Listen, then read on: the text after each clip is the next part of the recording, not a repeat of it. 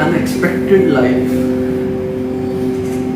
थोड़ा सा फ्री था, सोचा कि लाइव होके आप सभी से मुलाकात कर लूं।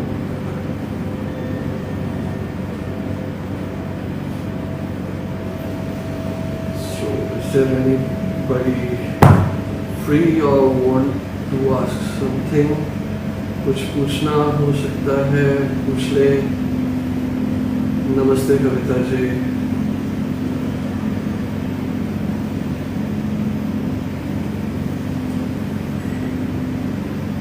कुछ मेडिटेशन कर लेंगे।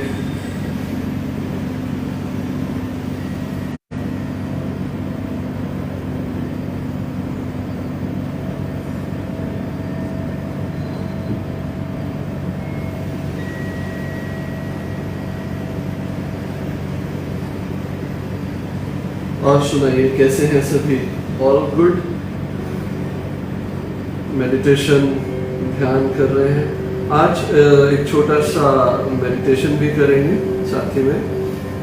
सभी आ जाएं।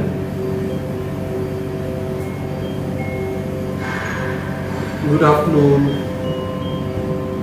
सत श्री अकाल।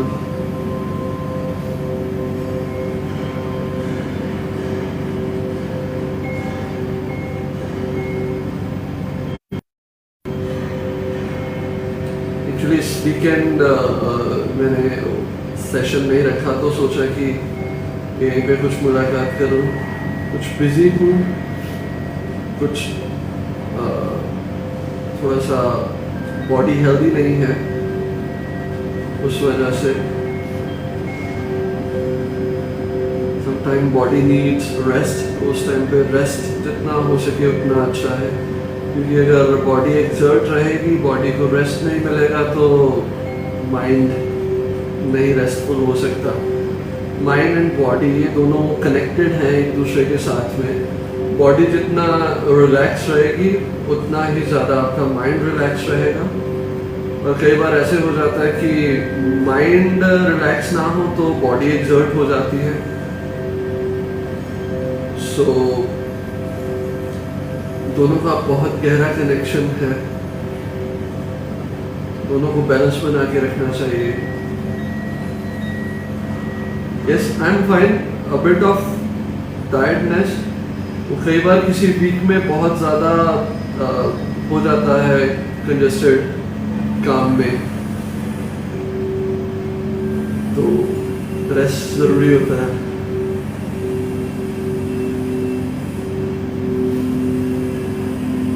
मेडिटेशन के रिगार्डिंग कुछ पूछना है, कोई बात करनी है तो वो करें।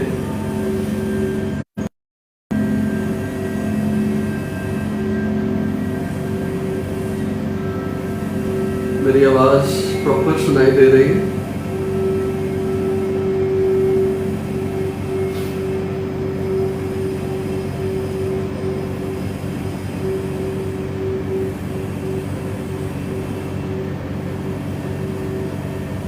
रिलैक्स होते जाए।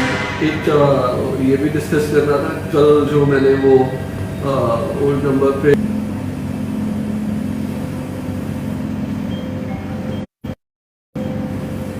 पुराने नंबर पे जो मेरा कुछ ग्रुप चल रहा था, आई वांट टू, मैं जितना हो सके इन चीज़ों से खाली रहता हूँ, तो मैंने वो ग्रुप डिलीट किया। क्योंकि मोस्टली आजकल फेसबुक पे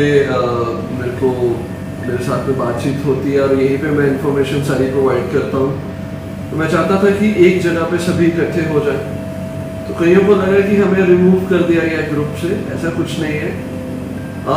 हैरान इसलिए होता हूँ कि ये चीज़ करने से पहले आई टोटली वहाँ पे एक मैंने लिंक सेंड किया फेसबुक ग्रुप का, और उसके नीचे लिखा कि मैं अपने इस चीज़ को फेसबुक ग्रुप पे लेके आना चाहता हूँ, और दैट्स द ओनली रीज़न। और मैंने अपना दूसरा नंबर भी प्रोवाइड किया, बट फिर भी मुझे कहते हैं कि हमें रिमूव क्यों किया।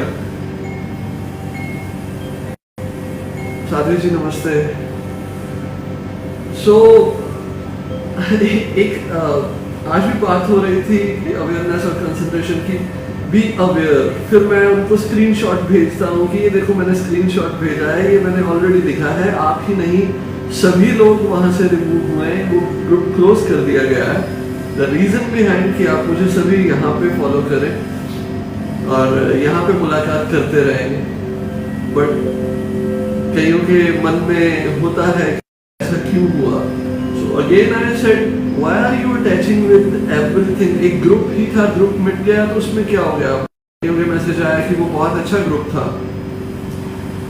अच्छाई इंसान के अंदर है, अच्छाई ग्रुप्स में और पोस्ट में नहीं है। कितने सालों से ग्रुप चलता आ रहा है, उसमें से अगर एक भी अच्छाई को अगर हम अपने अंदर अडॉप्ट कर ले तो हमारी जिंदगी अच्छी बन जाती है। फिर हमें ग्रुप्स की क्या जरूरत है, ठीक है ना। मेरे साथ में तो अक्सर लोग खफा इसी वजह से होते हैं कि मैं एक जगह पे नहीं रहता, मैं बदलता रहता हूँ। रीजन बिहाइंड कि बदलना कुदरत का नियम है और एक जगह पे पानी लग जाती, जाने लग जाते हैं। बहता हुआ जितना रहे उतना अच्छा है। कहते साधु जितना चलता रहे बहता रहे उतना अच्छा। साधु भी कभी रुकते नहीं। अभी कुछ शायद यहाँ पे सिग्नल का प्रॉब्लम है, अगर जब बारिश पड़ती है तो सिग्नल कुछ गड़बड़ा जाता है। Don't worry, we are waiting. I am okay with that. तो बात ये थी कि रुकना नहीं चाहिए जिंदगी में, आगे बढ़ते जाओ, बदलावट में अपने आप को अडॉप्ट करो, चेंज को अडॉप्ट करो। नॉर्मली हर एक इंसान एक जगह पे फंस के और एक जगह पे रह के ही उसको ये लगता है कि बस वी आर इनफ, यहीं पे ठीक है। चैलेंजेस को एक्सेप्ट करना भी सीखो। हर घड़ी जिंदगी में कुछ नए चैलेंजेस आते हैं। अगर हम उन चैलेंजेस को एक्सेप्ट नहीं करेंगे तो शायद कहते हैं हमारी ग्रूमिंग नहीं हो सकती, माइंड की ग्रूमिंग नहीं होती। बॉडी ग्रूमिंग होती है कि आप फिजिकल एक्सरसाइजेस और अच्छे और सारी चीज़ों को करो और साफ सुथरे रहो। एक बाल काटने वाला भी एक चैलेंजेबल काम है। अगर उसी से हम डर जाएं तो बाल भी शायद कोई बाबर नहीं काट पाएगा। ऐसी कई चीज़ें हैं जो हमें चाहिए होती हैं ज़िंदगी में, हम उनको इसलिए करते हैं कि हमारे को इंटरेस्ट है उनमें। और कुछ ऐसी चीज़ें भी हैं जो हमारे माइंड को चाहिए होती है पर उनके ऊपर वर्क नहीं करते। Don't be attached with anything, otherwise give you pain. Hurt होगा, मुझे ग्रुप से क्यों लीव कर दिया, रिमूव क्यों कर दिया ग्रुप से। एक्चुअली ग्रुप ही बंद कर दिया गया। So any question, inquiries?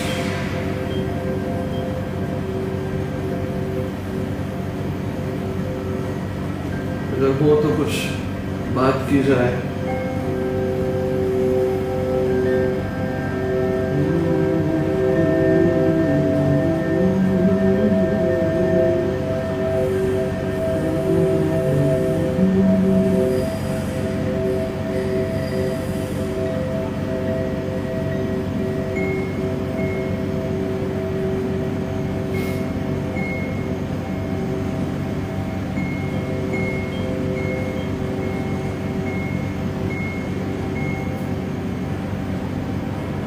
So nothing, nobody wants to talk. I think सभी busy हो गए। It's wrong time. शायद सभी अपने अपने कामों में busy हैं इस वजह से।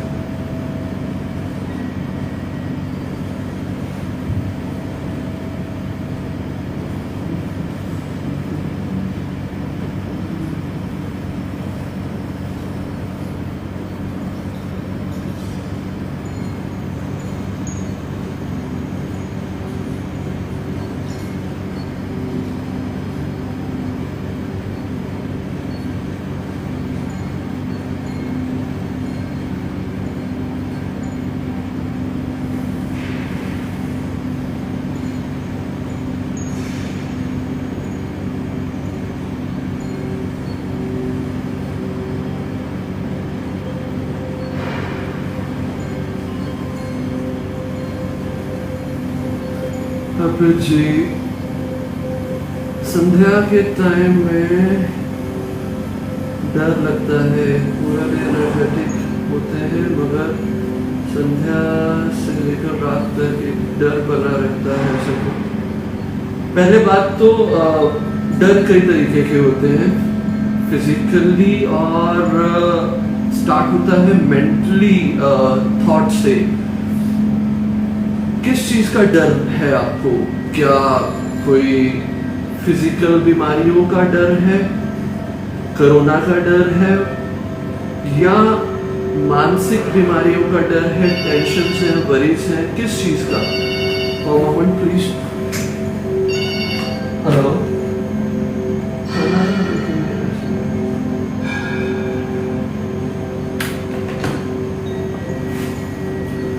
किस चीज का डर है आपको? और सेकंड रीजन मैं आपको समझा देता हूँ कि इवनिंग टाइम में ही क्यों आपको डर लगता है कि शायद आप दिन भर बिजी रहते हो और इवनिंग टाइम आपके पास में कोई काम ना हो, आप फ्री रह रहे हो, तो वही डर के विचार और वही डर की चीजें आपके दिमाग में घूमने लग जाती हैं। तब डर सामने आना शुरू हो जाता है। ये एक रीजन होता है। बेसिकली डर है किस चीज का, पहले मुझे वो बताएंगे, फिर मैं इस चीज को डिफाइन कर सकता हूँ। इवनिंग में ही क्यों लगता है? क्योंकि इवनिंग में मोस्टली लोग फ्री हो जाते हैं अपने नॉर्मल रूटीन वर्क से। जब फ्री हो जाता है तो इंसान के दिमाग में वही चीजें घूमती है जिनको वो नहीं सोचना चाहता, और जितना वो कहता है मैंने इस चीज के बारे में नहीं सोचना, उतनी वो चीजें और ज्यादा आती है। दैट्स व्हाई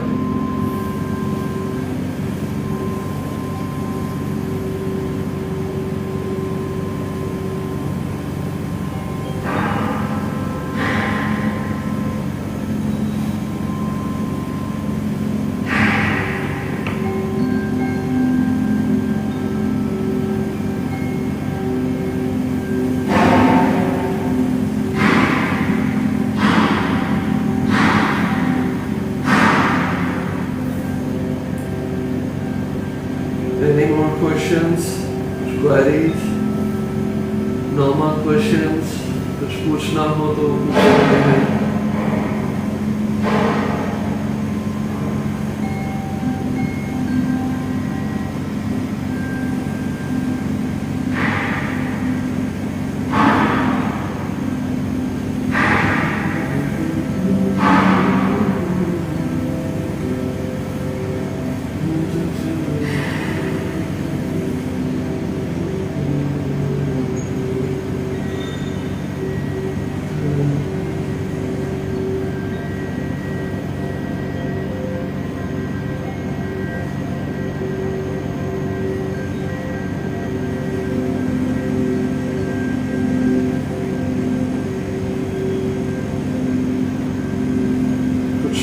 और क्वेश्चंस मैं देख लूँ अगर उन क्वेश्चंस का रिप्लाई कर सकूँ उसको। काफ़ी क्वेश्चंस आते रहते हैं नॉर्मली, तो उसमें ये होता है कि टेक्सटिंग में वो रिप्लाई नहीं मैं कर पाता हूँ जो मैं लाइव या आप लोगों से मिल के कर देता हूँ। तो कईयों की ये चीज़ होती है कि हमारे क्वेश्चंस का आप रिप्लाई नहीं करते या ऐसा कुछ नहीं है। ज़रूरी नहीं है कि रिप्लाई नहीं आए तो उस चीज़ को हम ये सोच लें कि इसका आंसर नहीं है। कई बार बताने का माध्यम चेंज करना बहुत ज़्यादा ज़रूरी है। बिना बात के ही मन उदास हो जाता है, समझ में नहीं आता तकलीफ क्या है। सब है पास जो भी चाहिए तो सब है पास जो भी चाहिए तो किसकी तुलजीत जी, समटाइम ऐसा होता है कि एक एग्जांपल देता हूँ कि आपका हाथ जल जाए, हाथ की स्किन बर्न हो जाए, और जो आग है वो बुझ चुकी है। आप सुबह से लेकर शाम तक अपनी उस बर्निंग स्किन को ट्रीट करते हो, ठीक है। इसका कॉज जो था वो मिट चुका, बर्निंग स्किन वो भी बैलेंस है। तो ये जरूरी नहीं कि बिना बात के मन उदास हो जाए। इमोशंस हैं तो उसके रीजंस जरूर होंगे। हाँ, ऐसा हो सकता है कि रीजंस बीत चुके होंगे, चले गए होंगे, खत्म हो चुके होंगे। उनके कुछ इमोशंस हैं जो अभी भी आपके ऊपर हुए हैं। कोई इंसान बहुत पहले छोड़ के जा चुका है, तो उसके जाने का गम अभी तक आपने उठाया हुआ है। तो समय दर समय जब आप उस इमोशंस की वायर के साथ से गुजर जाते हो, वो वायर जब टच होती है तो वो इमोशंस जागने शुरू हो जाते हैं, क्योंकि हम उन चीजों को शेयर नहीं कर पाते लोगों के साथ में। हम उन चीजों को, कई ऐसी चीजें होती हैं जो हम दुनिया के सामने नहीं लेके आना चाहते हैं, उनको अपनी जिंदगी में अपने पास में संजो के रखते हैं। हम चाहते नहीं कि ये चीज किसी को पता चले, पर हम उसे इतना गहरे में पकड़े हुए होते हैं कि वो रीजंस तो अभी हो ना हो, पर उन रीजंस की वजह से हुई परेशानियां या इंप्रेशंस जो हमारी जिंदगी में पड़े वो रहते हैं।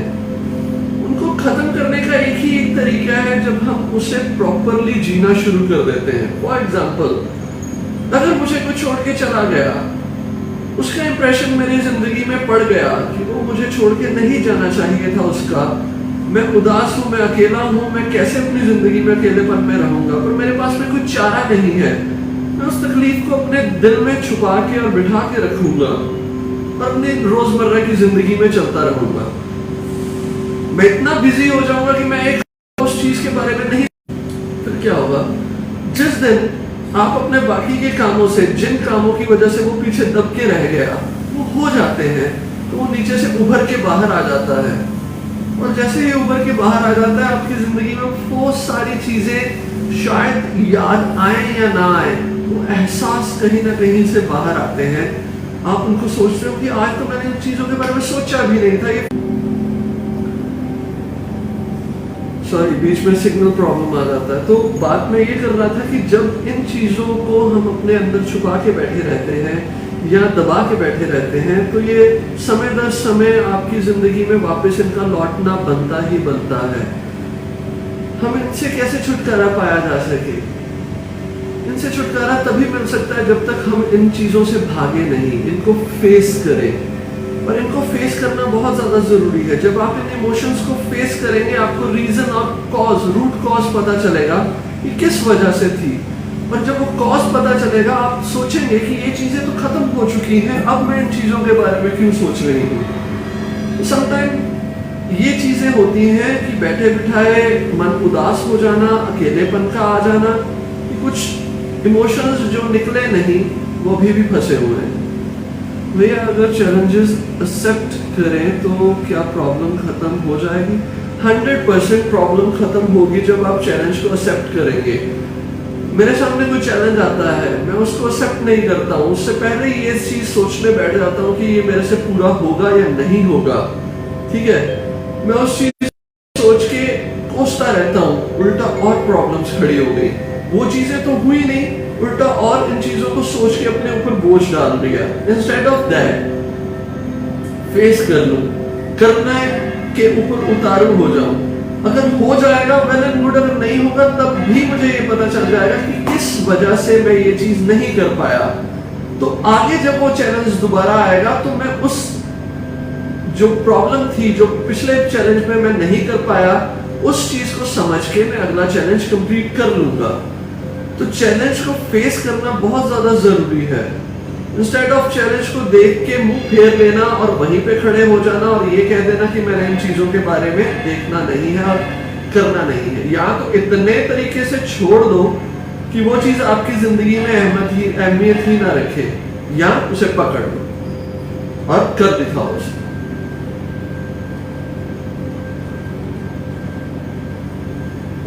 जी होप जो मैंने बताया वो आपको समझ में आया होगा कुछ।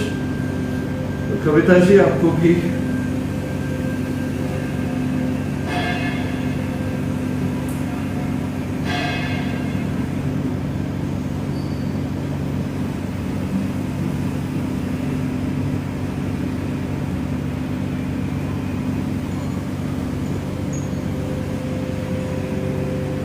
डॉक्टर साहब भी जुड़ चुके हैं। डॉक्टर कंवल, डॉक्टर साहब कैसे हैं? आप ड्यूटी पे हैं या आ गए वापस।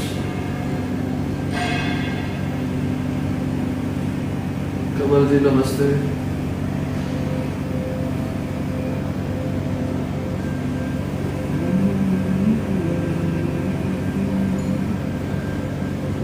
सो कुलजीत जी कुछ मिनट के लिए बैठ जाओ। जो फीलिंग आपके अंदर आई उदासी की, उससे ध्यान हटा के सिंपली अपने मन को शांत करना शुरू कर दो। आपको खुद ब खुद पता चल जाएगा कि किस वजह से आप ऐसे हुए। रीजन का पता चल जाएगा। नमस्ते सभी को।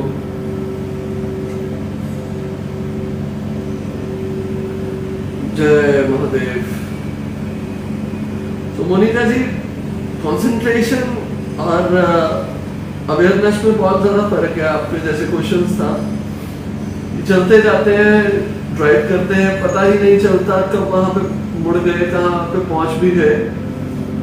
तो उस समय होता ये है कि आपकी बॉडी एक मैकेनिज्म की तरह काम करती है। आप उस जगह पे पहले गए हो चाहे ना गए हो, आपको रास्ता पता है, आपको ड्राइव करना पड़ता है, ये बॉडी अडॉप्ट कर चुकी है। आपको इसलिए नहीं पता चलता क्योंकि आप किसी थॉट, किसी विचार के ऊपर कॉन्सेंट्रेट हो चुके हो। अगर अवेयर होते तो आपको हर एक चीज का पता चलना था। यहाँ पे अवेयरनेस नहीं, यहाँ पे कॉन्सेंट्रेशन है। ऑफिस में चुपके चुपके से देख रहे हैं। हाँ, पॉज हो जाते हो। दैट मीन्स कई बार एक इंसान का ब्रेन जब एक्सेसिव वर्क करना शुरू कर देता है तो उसको, ब्रेन को पता है कि उसको पॉज होना है, उसने आगे के बारे में और जाना है, तो उस समय एकदम पॉज आ जाता है। तो डोंट वरी। ऐसे स्टार्टिंग में मेरे साथ में बहुत बार हुआ। पता भी नहीं चलता आप किसी टेंशन में हो या किसी वरी में हो, या आप किसी से बात कर रहे हो, कब आप घर पहुंच गए, कब आपने सारी चीजें कर ली। वो आपको सिर्फ बॉडी गाइड करती है क्योंकि बॉडी एक मैकेनिज्म की तरह चल रही होती है। उसे पता है, जैसे जीपीएस में भर दिया, बॉडी को ब्रेन ने कमांड कर दी कि मैंने घर पहुंचना है, और आप सीधा वहां पे पहुंच जाते हो। So don't worry, this happens, but better है कि आप अवेयर रहो जितना, उतना अच्छा है।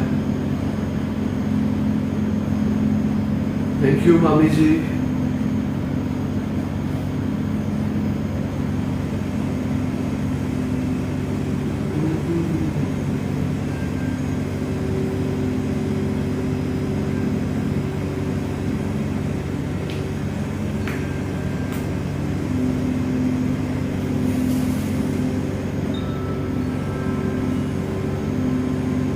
कुछ मिनट रह गए, 4-5 मिनट के बाद में हम कुछ मेडिटेशन करेंगे। और मोनिका जी, आप ऑफिस में मेडिटेट कर लेना। बेटर है कि आप जो काम कर रहे हो उसको इतना ध्यान से करो वो मेडिटेशन बन जाए, और ऐसा ना हो कि वहां मेडिटेट करते करते सो जाए आप।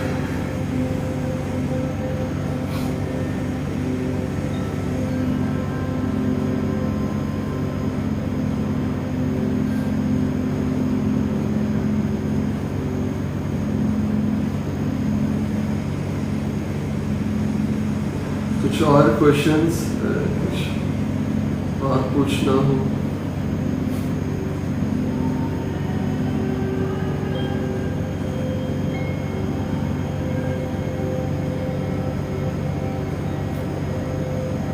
आज हम स्माइल मेडिटेशन करेंगे, जैसे पहले भी कई बार किए।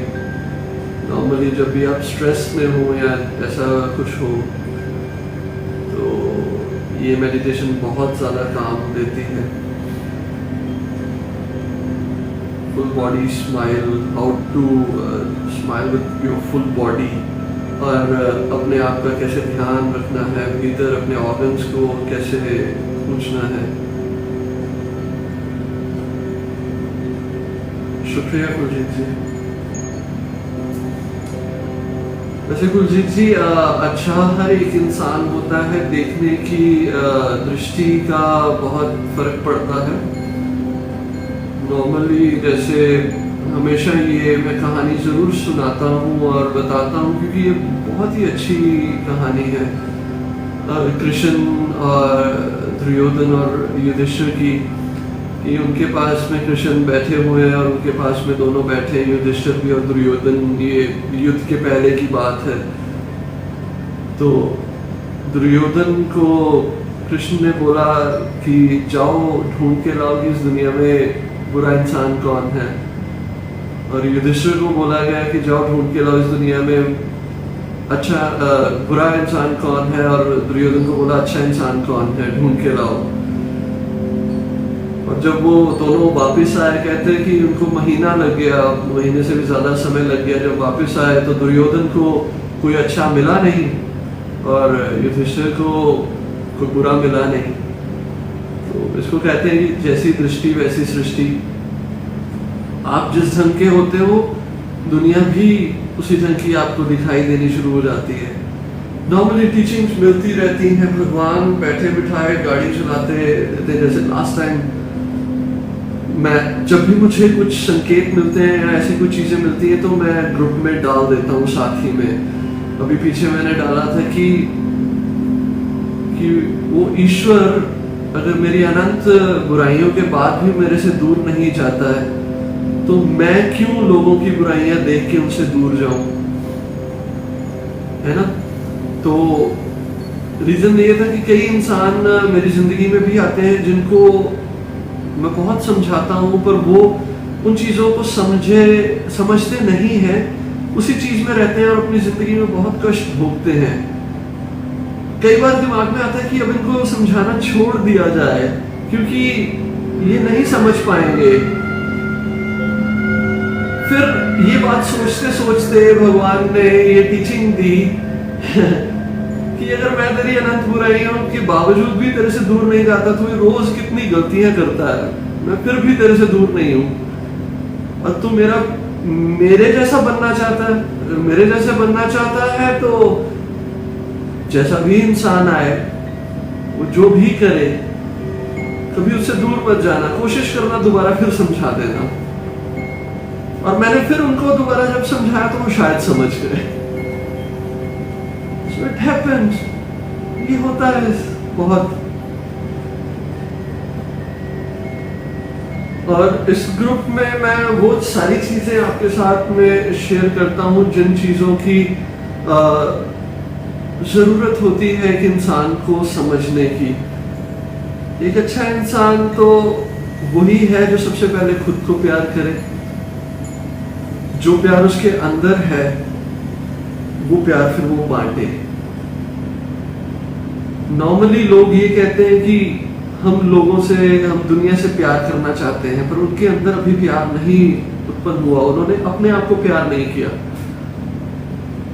वो अपने आप को छोटा समझ के ये कहते हैं कि हम बेचारे हैं, हमारे पास में ऐसा कुछ नहीं है। Sometimes these things happen।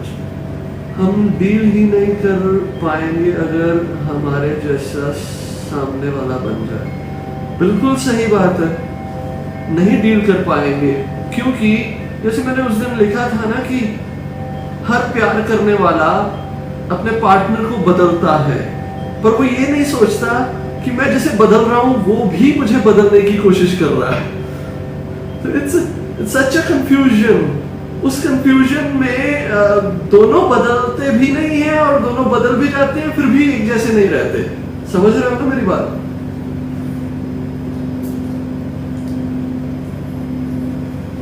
Yes, opposite attracts.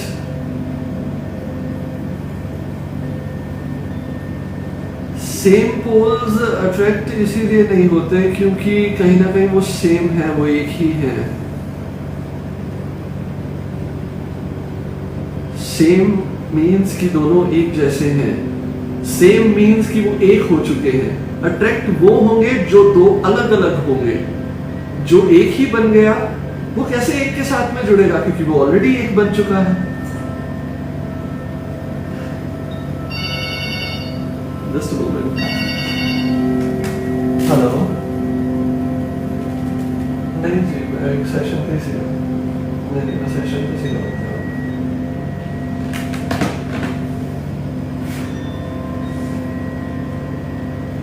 ठीक है ना मोनिका जी, सोचने वाली बात है। जो सेम पोल्स होंगे वो तो है ही सेम, वो क्या अट्रैक्ट होंगे। अट्रैक्शन तो डिफरेंट लोगों में होती है। अट्रैक्शन तो एक इंसान और भगवान में होगी, और जो भगवान ही बन चुका है वो किसकी और अट्रैक्ट होगा? नहीं हो सकता ना।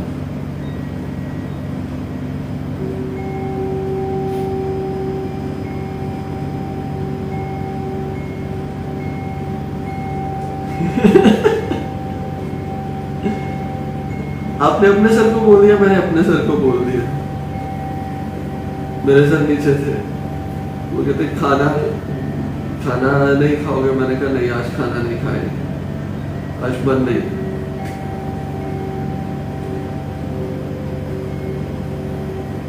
और कोई क्वेश्चन, कोई क्वेरीज?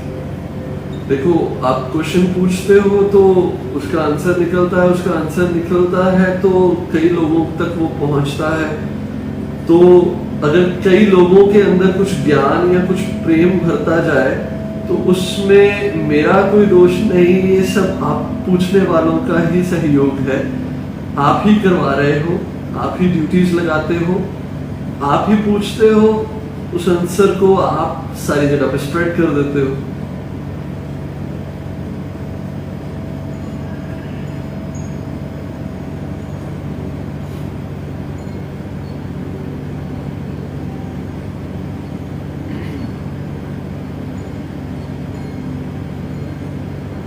So,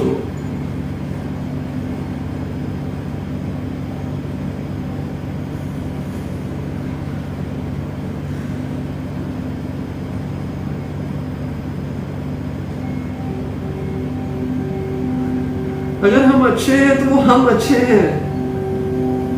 अगर बाकी आपसे ऐसा बिहेव करते हैं तो वो उनके कर्म है, उनकी नेचर है। हम किसी की नेचर नहीं बदल सकते। वो नीचा दिखा रहे हैं, पर उनके नीचे दिखाने से ज्यादा इंपॉर्टेंट है क्या हम अपने आप को नीचा मान रहे हैं या नहीं। हम भी तो मान रहे हैं ना। उन्होंने तो कहा और हमने मान लिया, हम माने ही नहीं। तो उनकी बातें आती हैं कान में और इधर से चले जाएं as a clouds, as a कोई ऐसा व्यक्ति आ गया जो हमें पसंद नहीं और वो घर में आया और हम उसको बोल दें कि अब तुम चले जाओ, that's much more convenient. But हम क्या करते हैं, हम वो आता है, हम यहाँ पे बिठा के उनको लंच भी करवाते हैं और खाना भी खिलवाते हैं और उनको चाय भी पूछते हैं। फिर वो जब और ज्यादा गहन चोटे पे जाता है तो हम कहते हैं कि ये हमारे साथ में क्यों हुआ। दुनिया का काम है। आप ये नहीं समझते कि जो आपकी नेचर है वैसी नेचर का कोई और इंसान नहीं हो सकता। उनकी अकॉर्डिंग हर एक इंसान ये कभी नहीं चाहता कि मेरे से ऊपर का कोई आ जाए। हर इंसान ज्यादा कंफर्टेबल रहेगा उनके साथ में जो उससे नीचे होंगे। जो उससे ऊपर होगा उसके साथ में वो कतई कंफर्टेबल नहीं होगा, या उसकी कंडीशन ऐसी हो जाएगी वो किसी ऐसे इंसान के पास में है जो या तो उसके सिमिलर है या थोड़ा सा ऊपर है। तो वो क्या करेगा, उसको नीचे करने के लिए अपने आप को विराट करने की कोशिश करेगा। वो विराट में सबसे शब्दों से लेके आएगा, दोष देगा, बुराइयां करेगा, क्योंकि उसका अहंकार ये चोट नहीं सह सकता कि मेरे से सियाना और मेरे से अच्छा कोई मेरे सामने आ जाए। वो नीचे करने के ऊपर उतारू है और वो जीतता तब है जब हम मान लेते हैं कि हम नीचे हैं। आज तक यही तो होता आया, हर घर में, हर समाज में, हर जगह में, इवन रिलीजियस जगहों पे भी एक पुरोहित, एक ग्रंथी, एक पंडित एक नॉर्मल इंसान को यही समझाता है कि तुम उस ईश्वर की धूल हो, तुम पापी हो, तुमने बहुत पाप किए हैं। मानते हैं हम पापी हैं, हमने बहुत पाप किए हैं, बट उन पापों से हम अपने अंदर गिल्ट बना के जो बैठ जाते हैं, ये उपज देते हैं वो पंडित, वो पुरोहित, वो ग्रंथी, वो गुरुद्वारे के जो भाई हैं। फिर वो कहेंगे कि यहाँ पे आया करो तब ये सारी चीजें ठीक होंगी। नॉर्मली यही चीजें हो रही हैं। वो कहेंगे मंदिर में इतने दिन आया करो, दूध चढ़ाओ, जल चढ़ाओ, प्यार से कोई नहीं चढ़ाता आज के समय में दूध, जल, ये सारी चीजें, फूल। डर से चढ़ाते हैं। क्यों डर से चढ़ाते हैं? क्योंकि ये डर बैठाते हैं, तभी वो ऊपर होते हैं और हम नीचे होते हैं। और जब हम नीचे हैं और वो ऊपर है, तो उनकी शुद्धा, अहंकार की शुद्धा शांत होती है। और जब हम ये बातें करने शुरू कर देते हैं कुछ अच्छी, तो वो कहते हैं कि तुम इतने ज्ञानी कहां से बन गए, बैठे रहो वहीं कोने के ऊपर।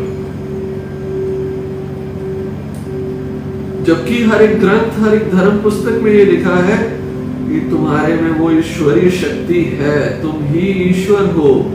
अहम ब्रह्मस्मि, सो हम, जो मैं हूं सो ही तू है, मैं ही ब्रह्म हूं। ठीक है ना? तो ये हर एक इंसान की नेचर है, शुरू से चलते आए हैं। अगर ज्यादा डिफाइन करूं तो यही कह सकते हैं कि एक स्पिरिचुअल बीइंग है और एक मटेरियलिस्टिक बंदा है। मटेरियलिस्टिक बंदा स्पिरिचुअल बंदे को अपने घर में नहीं देखना चाहता। वो कहता है या तो तू भी मटेरियलिस्टिक हो जा, या मुझे भी इतना स्पिरिचुअल कर दे कि तुमसे ऊपर हो जाओ। Acceptance is the best forever policy. Yes, acceptance is the best policy. जो कहा, जो रखा है मन लिया है, स्पिरिचुअल पावर पर डिपेंड करते हो। जी, जो भी बोले हो अच्छा बोले हो, फिर मेरे को समझ में नहीं आया। But acceptance is the best for ever policy.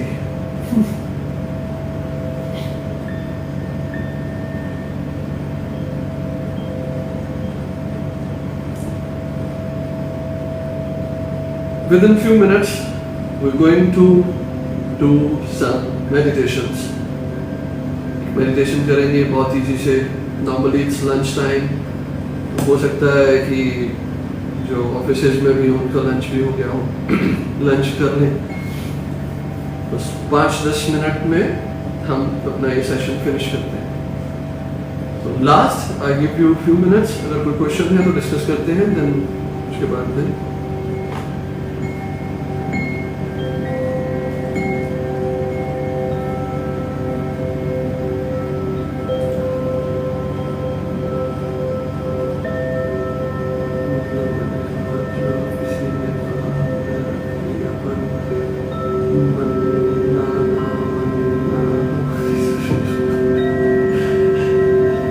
समझ गया।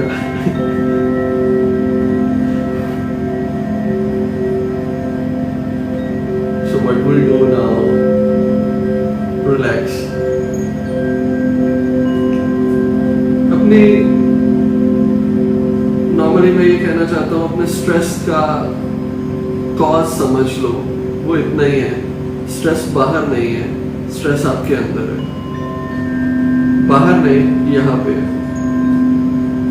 अगर ये चीज ना हो तो कहीं पे भी कोई स्ट्रेस नहीं होगा। ये चीज अगर हो ही ना तो कोई स्ट्रेस नहीं होगा। इससे ऊपर का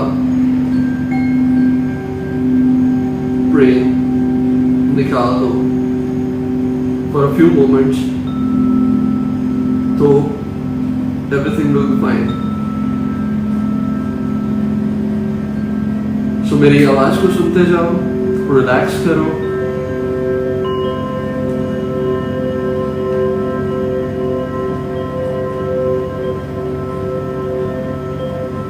बिल्कुल रिलैक्स कर जाओ।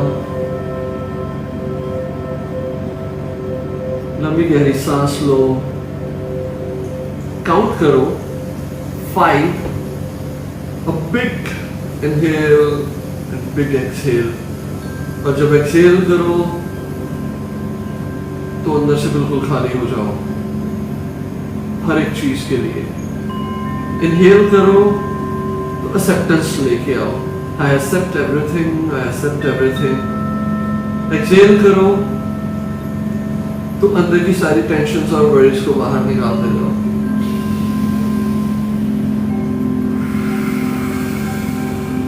करते करते आंखें बंद हो जाए, बंद होने दो, आइज को रिलैक्स कर दो। पांव से लेके सर तक पूरी बॉडी को स्कैन करो, बिल्कुल रिलैक्स हो जाए, शांत हो जाए।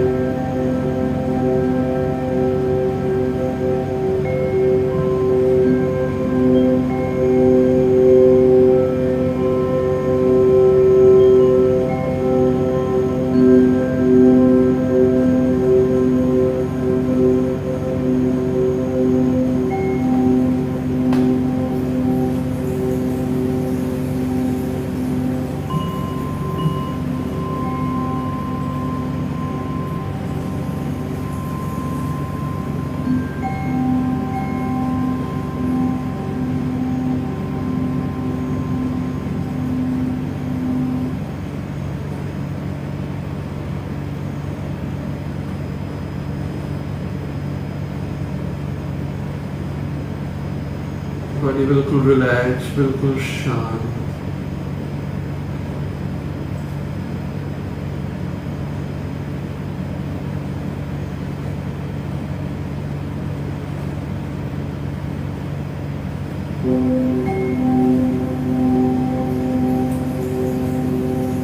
नाउ इमेजिन करें कि आपके सर के ऊपर का हिस्सा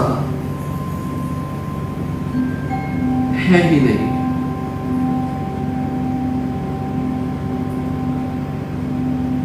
गर्दन से ऊपर कुछ भी नहीं है। आप सीधा हार्ट पे पहुंच जाए, वहां पे कोई विचार नहीं, कुछ नहीं, सिर्फ एक कोजी सा एटमॉस्फेयर, प्यारा सा माहौल। जो टेंशन्स थी, जो वरीज थी, जो इधर उधर के मसले चल रहे थे, वो सब जैसे दिखे ही नहीं, क्योंकि वो पोर्शन ही नहीं है। दिमाग हमारा अब रहा ही नहीं।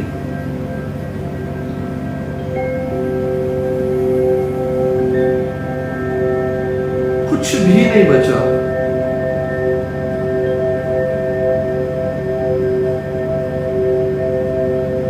आज अपने आप से मिलो। भीतर जो दिल धड़क रहा हो, उसके पास जाओ, उसे एक बहुत अच्छी सी स्माइल दो और महसूस करो कि वो आपको इन रिटर्न एक अच्छी सी स्माइल वापस कर रहा है। वो भी खुश हो रहा, आपका हार्ट स्माइल दे रहा आपको। उससे पूछो कि तू ठीक है?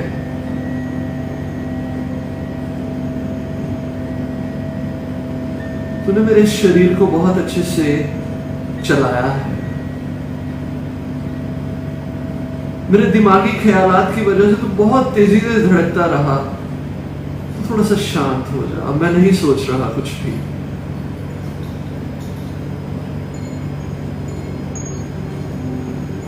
उसको हग करे, उसको प्यार दे, अपने लंग्स को मिले। अब वो सांस जिसके साथ में आप जिंदा थे, आपके लंग्स का बहुत बड़ा रोल है उसे चलाने में। जैसे कोई पुराना आपका काम करने वाला, उसके पास में जब जाओ तो वो खुश हो जाता है कि आज मालिक आया है मुझे मिलने के लिए। उसको रिवॉर्ड दो, उसको स्माइल दो।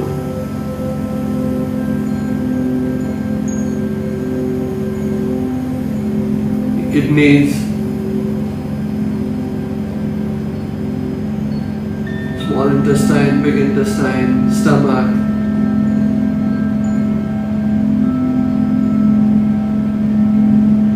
अपनी पूरी बॉडी को स्माइल करने को बोलो। सिर्फ लिप्स ही स्माइल ना करें, पांव से लेके सर तक, जहां पे भी आपका ध्यान पहुंचे, आपकी बॉडी वहां से स्माइल कर रही है। इवन आपके शरीर के बाल तक स्माइल कर रहे हैं आपके। आप उन्हें थैंक्स कहें और देखिए वो आपको इन रिटर्न आपको वापसी में थैंक्स कह रहे हो।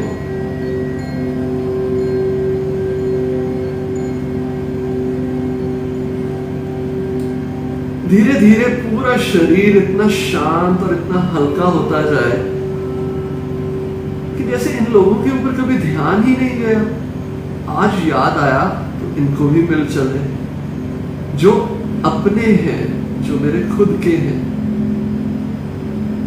जिन्होंने कभी मुझे धोखा नहीं दिया अभी तक, जिन्होंने अपने काम के बदले में एक पैनी तक नहीं मांगी। हम बेधड़क कुछ ना कुछ खाते जाएं, हम बेधड़क उनको कुछ भी देते जाएं, हम इधर उधर की गंदी हवा, ऑक्सीजन सब लेते जाएं, और कभी हमारे लंग्स ने हमें शिकायत नहीं की।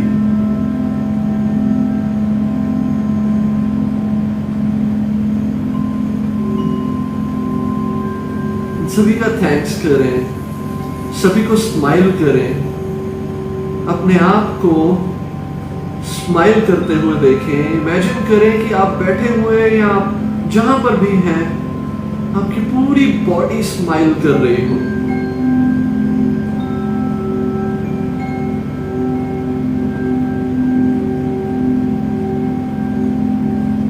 थैंक्स करें अपने आप का, भगवान का थैंक्स करें, अपनी पूरी बॉडी का थैंक्स करें। कुछ लंबी गहरी सांस लें। जब सांस लें तो महसूस करें ये खुशियां और ये पल, ये स्माइल और दुगनी तिगनी हो जाए।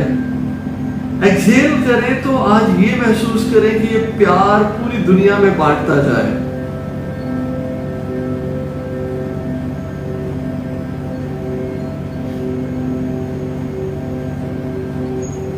ये जो भीतर स्माइल आपके अंदर आ चुकी, ये पूरी दुनिया में बढ़ जाए, पूरे संसार में बढ़ जाए। आज अंदर भरे हैं खुशियां, स्माइल तभी दे पाएंगे।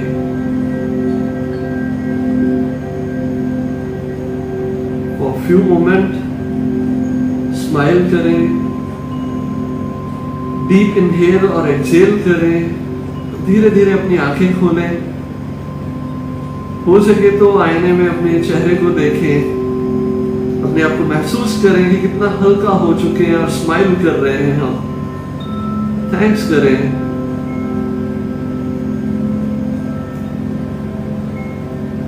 थैंक्स करता हूं आप सभी का, शुक्रिया मेरे साथ में टाइम स्पेंड करने के लिए। Love and respect to all. धीरे धीरे आंखें खोले और मस्ती में कुछ भी पूछना हो, कुछ लिखना हो, लिख।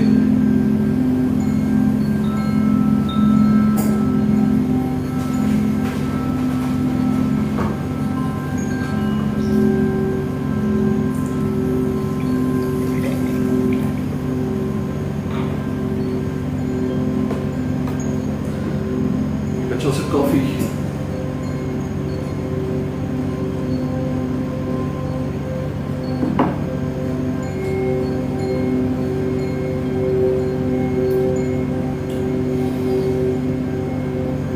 Thank you Amita ji, thank you Kavita जी।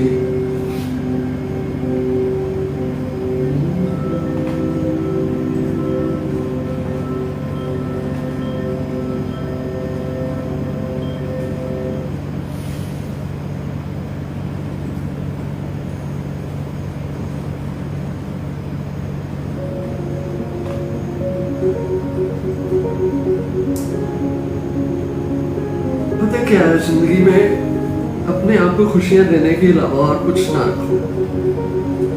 जिंदगी ऐसे जियो जैसे वो आखिरी हो। जी जाओ अपनी जिंदगी को। कुछ नहीं रखा इधर उधर के मैटर्स में। ये आज है, कल नहीं है, कल फिर आ जाएंगे, फिर चले जाएंगे। जब तक हम अपने आप को खुशी नहीं दे पाते, हम खुशियां किसी से एक्सपेक्ट भी ना करें। एक्सपेक्टेशंस हमें हमेशा दुख देती हैं। खुश रहो, मैं कहता हूं जिंदा रहो, मरे हुए ना रहो। हम जी रहे हैं फिर भी मरते हुए।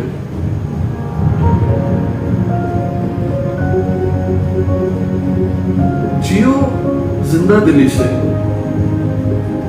अरे मरना भी हो तो भी इतना जिंदा दिली से मरो कि मौत भी हंस पड़े कि मैं किसको लेने आई। आज मरते क्या है, आज तो मुर्दे मरते हैं, और वो भी घिसड़ घिसड़ के मरते हैं। ऐसा वादा करो अपने आप से कि जब ये चीज हो तो दुनिया देखे। वो चीज भी बहुत दूर की है। हर दिन ऐसे जियो कि दुनिया हैरान हो जाए कि ये क्या है इसके साथ, और क्या चीजें लेके ये बैठा है, और क्या चीजों के साथ में ये जीता है। ऐसी जिंदगी जीनी चाहिए, है ना। मजेदार जिंदगी, कुछ ही पलों में वो जिंदगी जी ली जो शायद चाहते थे। खुशियां, प्यार, स्माइल।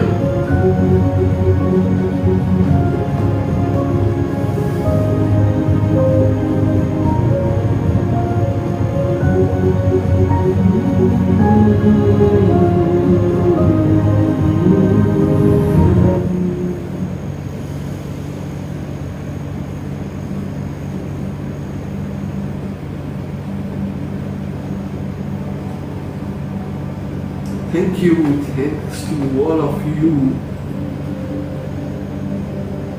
कुछ और पूछना है?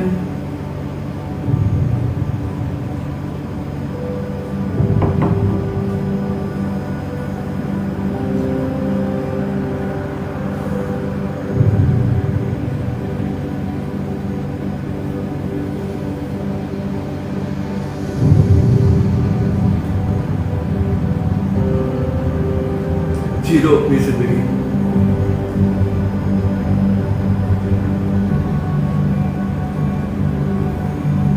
किसी के सहारे नहीं, अपने सहारे।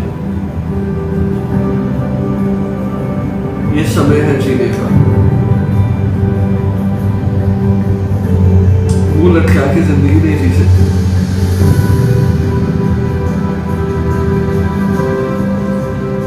उठो, आप में इतनी शक्ति है कि ये छोटी छोटी तकलीफें आप 3 चुटकी में दूर कर दो। किसी की जरूरत नहीं है, आप हो, आप में है वो सारी कैपेबिलिटीज। खुद फंसते हो, और ईश्वर ने जिस जाल में फंसते हो उस जाल को काटने का टेक्निक भी आपको बता दिया है।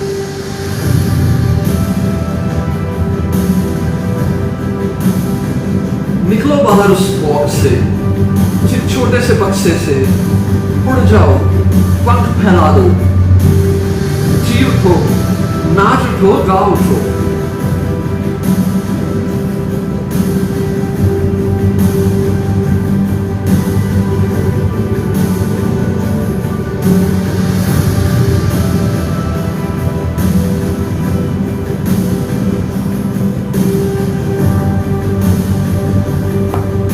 टेक केयर, ध्यान रखिए अपना सब।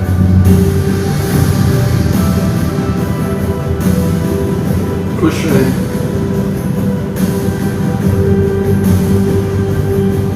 Be blessed.